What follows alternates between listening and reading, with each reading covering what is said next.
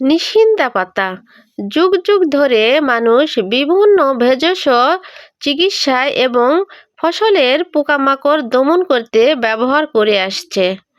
নিশিন্দা পাতার ফুল, মূল, পাতা, ডাল সবই ঔষধি গুণে ভরা।